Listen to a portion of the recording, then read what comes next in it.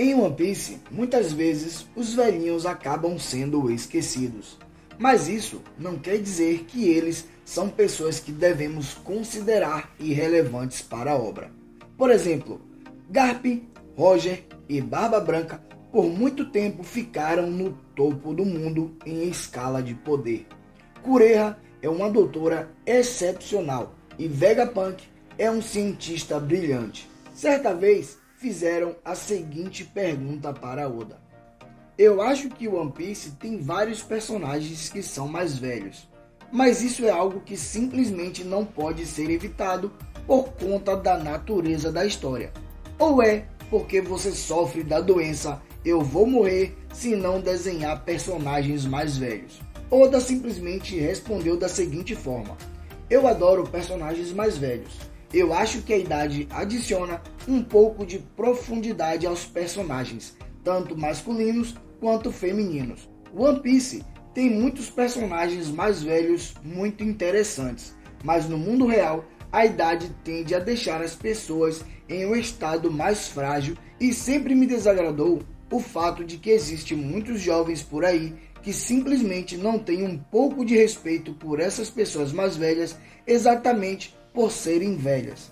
Então, com One Piece, eu trouxe à vida uma das minhas incontestáveis fantasias, que é o quão legal são as pessoas mais velhas que mantiveram suas forças ao passar dos anos. Um dia você também vai envelhecer. Seria ótimo se todos vocês pudessem permanecer tão forte quanto os personagens mais velhos de One Piece são. Agora, depois de Oda enaltecer as qualidades dos velhinhos de One Piece e dizer que eles ainda são extremamente fortes, será que Garp ainda está no topo da cadeia de poder, mesmo ele tendo ficado muito mais velho? Se você quer saber tudo o que rolou no capítulo 1080 de One Piece, fica aí que eu vou falar sobre isso agora. Galera, que capítulo foi esse?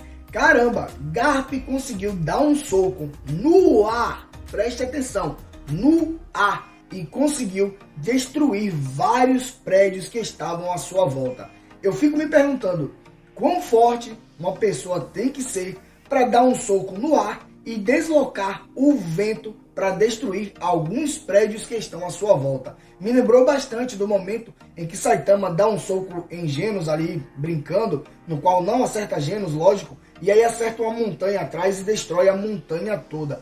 Então, eu tô tentando entender agora o que Garp fez. Como é que ele conseguiu lançar essa energia? Se realmente foi só o vento, o impacto que ele deu no soco ali, que fez com que o vento destruísse o ar. Eu me empolguei pra caramba, eu já saí até da pauta, já comecei falando um monte de coisa. Pera aí que eu vou falar um pouco desse capítulo 1080, porque tá bastante hypado. Capítulo passado, Shanks mitou e agora a gente tá vendo o velhinho Garp imitando. E se alguém tinha dúvida de que Garp estava no nível de Roger e Barba Branca, eu acho que as dúvidas começarão a desaparecer a partir de agora. Então, já deixa esse likezão, se inscreve no canal. Estamos tentando bater a marca aqui de 20 mil inscritos. Agora, chega de enrolação e lá vamos nós. O título do capítulo 1080 é O Herói Lendário. Na capa podemos ver Kawamatsu e Hiyori. Eles estão brincando com alguns origamis de papel.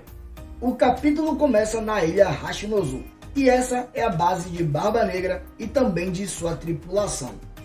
Podemos ver que Kobe está fugindo de alguns piratas aleatórios. Aparentemente, ele escapou da prisão. Agora, como é que ele fez isso? É mostrado mais pra frente que foi Perona quem ajudou Kobe a escapar da prisão. Ela disse que só ajudaria ele se ele ajudasse a resgatar Moria, que está preso em uma prisão mais abaixo. Porém, nesse capítulo não mostrou Moria. Se ele está vivo mesmo, ninguém sabe até agora. Kobe está fugindo de alguns piratas aleatórios que estão perseguindo ele pelo simples fato da sua recompensa ser de 500 milhões de beris. Por mais que ele seja um capitão da marinha, e normalmente um capitão da marinha tem a recompensa de 100 milhões de beris, Kobe é considerado como um herói. Então, a sua recompensa passou a ser de 500 milhões de beris. Kobe aproveita que os piratas estão perseguindo ele para poder ganhar tempo para que os outros prisioneiros que ele tinha resgatado possam fugir da ilha também. Nesse momento podemos ver que Shiryu da Chuva, Avalo Pizarro, Vasco Shot e San Juan Wolf todos estão na Ilha da Caveira. As Akumas no Mi de Vasco Shot, San Juan Wolf e Avalo Pizarro são reveladas nesse momento. Avalo Pizarro comeu a Shima Shima no Mi, ou melhor dizendo, ele se tornou o Homem-Ilha. Como vocês conseguem ver na imagem aí, ele consegue se fundir com o chão, assim meio que assimilando a ilha e se transformando nela. Pelo menos naquela parte ali onde é mostrada o seu corpo se mexendo. A Akuma no Mi dele lembra muito a Ishi Ishi no Mi, que o usuário era Pika lá de Dressrosa. Pika ele tinha capacidade de assimilar as pedras. Eu acho que vocês devem se lembrar de alguns momentos no qual ele se transformou naquela montanha gigante. Então eu acho que a Akuma no Mi de Avalo Pizarro é mais ou menos a mesma coisa. Vemos que Vasco Shot comeu a Gabo Gabo no Mi e ele agora se tornou o Homem Bebida Alcoólica, ou também pode ser chamado de Homem Alcoólatra. Como vocês podem ver aí na imagem, Vasco Shot cria uma bolha de álcool, de cachaça, algo do tipo, e sai voando em cima dela. Ele diz que vai queimar todo o local onde os prisioneiros estão, porque assim não terão como eles fugir. Também é apresentada a Akuma no Mi de San Juan Wolf, um navio de guerra colossal. O nome de sua Akuma no Mi é Deka Deka no Mi, Homem Gigante, ou também Fruta da Gigantificação. Nesse momento, San Juan Wolf está dormindo, então não adianta de nada pedir para ele algum tipo de ajuda. Podemos ver um flashback de Barba Negra e é revelado por que é que ele capturou Kobe. Na verdade, a intenção dele é usar Kobe para barganhar com a marinha, justamente para fazer com que a ilha Hashinozu se torne uma ilha oficial com a proteção do governo. Porém, o próprio Kobe já fala para ele logo, não adianta, o governo não vai barganhar com você dessa forma. Ainda mais que eu sou integrante da SWORD. E aí, Aokiji acaba comentando de que, de fato, um membro da SWORD são pessoas que já estão desligadas do governo mundial. Meio que eles já pediram demissão, porém, ainda assim eles podem fazer várias coisas em nome deles mesmos, como, por exemplo, se eles quiserem enfrentar o Yonkou, tudo isso meio que em nome do governo mundial, entre aspas, porque o governo mundial pode cortar eles a qualquer momento. Então, eles estão ligados ao governo mundial e ao mesmo tempo não estão. Barba Negra não se incomoda com isso, afinal de contas, como o Kobe tem um título de herói, ele vai tentar usar isso aí para poder tornar algo público, para ver se o governo mundial realmente vai querer barganhar com ele ou não. O flashback acaba e podemos ver que Kobe continua fugindo de alguns dos piratas que estavam perseguindo ele. E nesse momento, a SWORD chega na ilha Hashinozu. Agora é que vem algumas coisas interessantes, pois outras Akumas no Mi vão ser apresentadas também.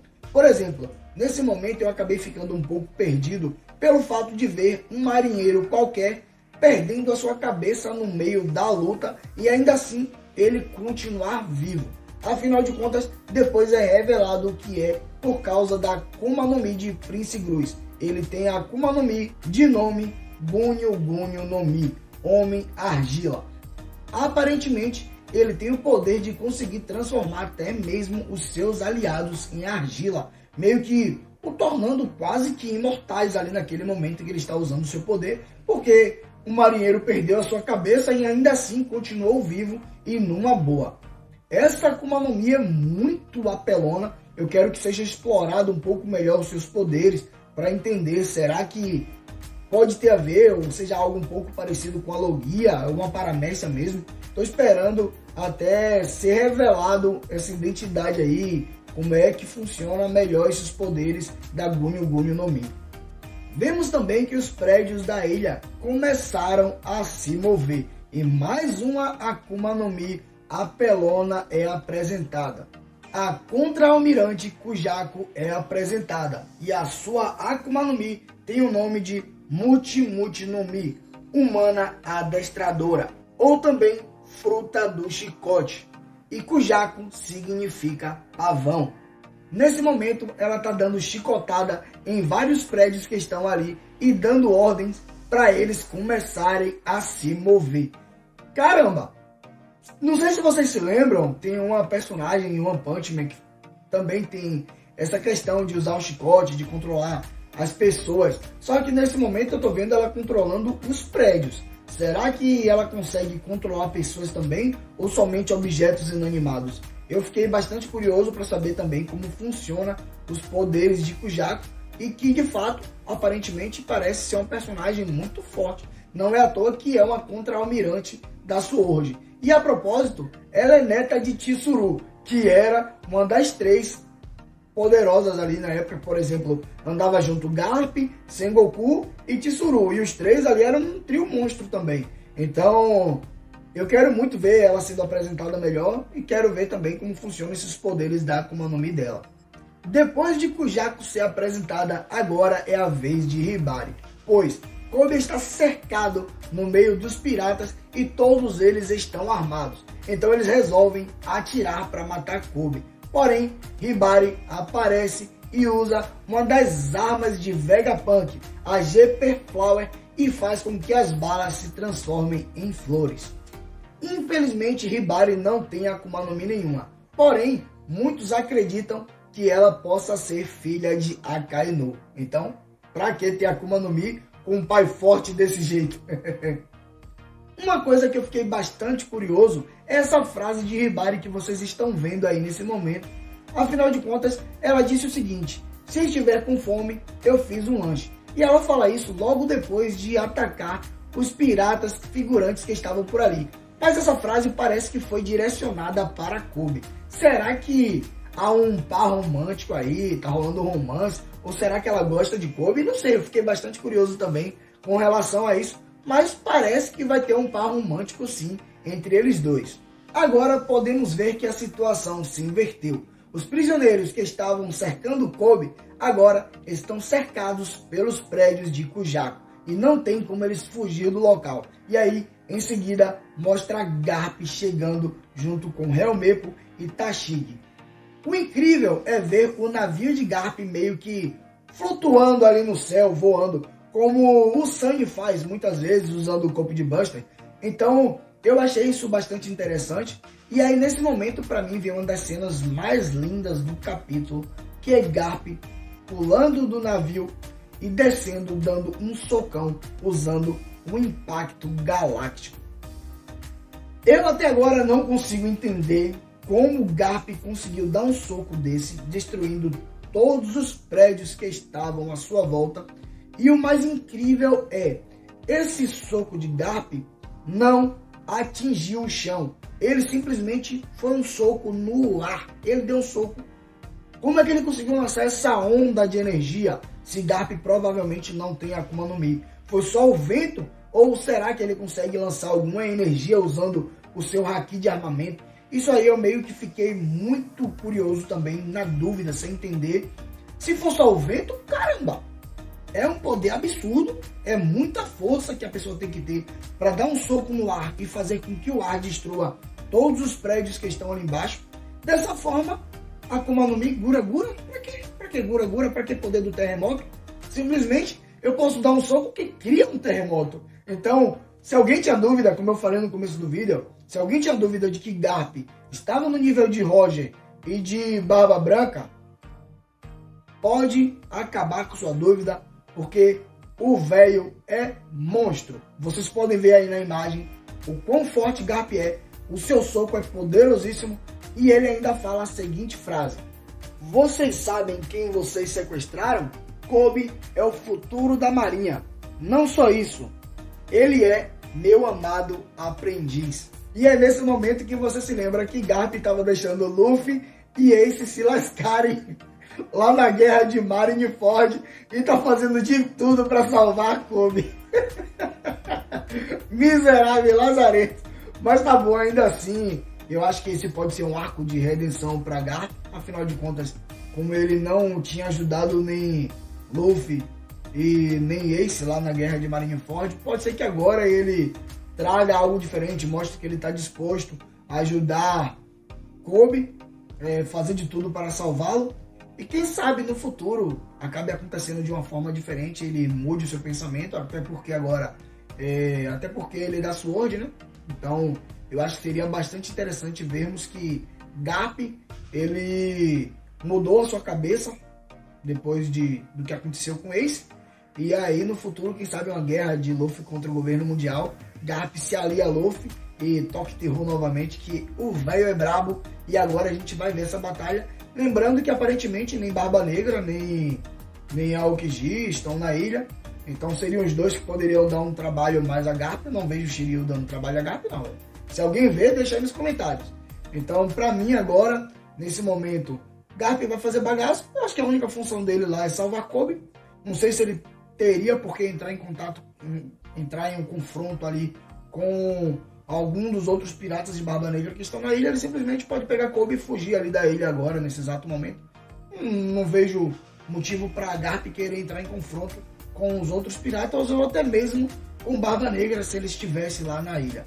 Então, galera, esse foi o vídeo. Espero que vocês tenham gostado. Fiz uma análise, ficou até um pouco longa, mas como vocês já sabem, infelizmente isso é tudo. Eu fico por aqui. Um abraço e fica com Deus.